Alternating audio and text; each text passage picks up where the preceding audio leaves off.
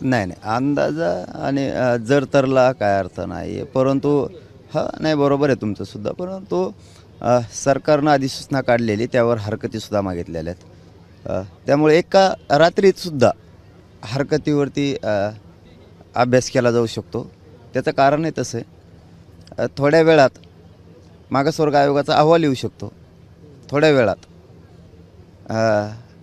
4.5 लाख कर्मचारी कामात होते त्या अहवालासाठी. हे तर काय 25-30 हजार फक्त हरकती आहेत, हे एका रात्रीत बघू शकते सगळ्या. त्यामुळं जर तर पेक्षा मुख्यमंत्री साहेब 100% अधिसूचना जी काढली तिची अंमलबजावणी करते 100%. बाकीचं पुढं काही होणार नाही.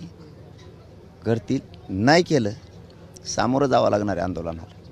हां वेळच नाही, त्यांनी घेऊसुद्धा नाही. 7 महिन्याचा वेळ दिला, आता नाही घ्यावा त्यांनी. आता त्यांना काय समजायचं त्यांनी समजावं, विनंती समजावी त्यांना, काय समजायचं त्यांनी समजावं. पण पुन्हा जाम हे त्यांनी बघू नये. आता पुन्हा जाम त्यांनी बघू नये. त्यांनी जाम परिस्थिती पुन्हा बघू नये.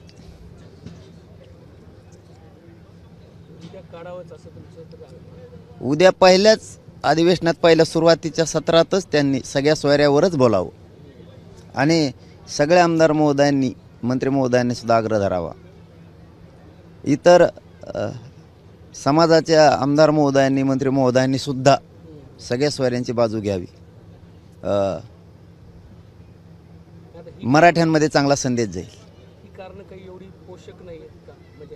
नाही नाही हरकती ती एक प्रक्रिया आहे, एक रूल आहे की एखादा विषय घ्यायचा असेल, आपला एखादा प्लॉट घ्यायचा असला तरी जाहीर प्रकटन द्यावं लागतं.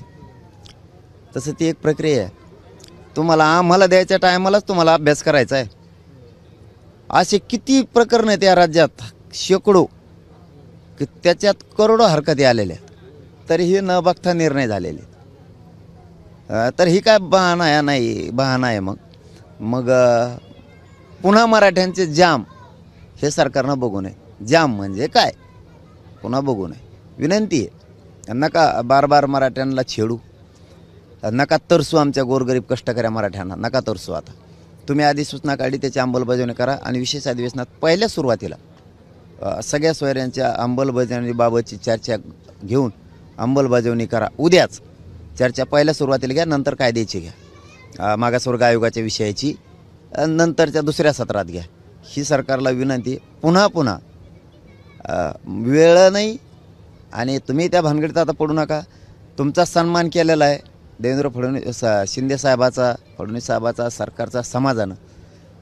प्रत्येक वेळेस चेष्टा करू नका मराठ्यांची. प्रत्येक वेळेस आता चाललं आहे आमच्या सहनशीलतेच्या बाहेर. ही विनंती आहे. आता पहिल्या सत्रात सगळ्या सोयऱ्यांच्या अंमलबजावणीच्या बाबतचा विषय घ्यावा, ही विनंती. एबीपी माझा, उघडा डोळे बघा नीट.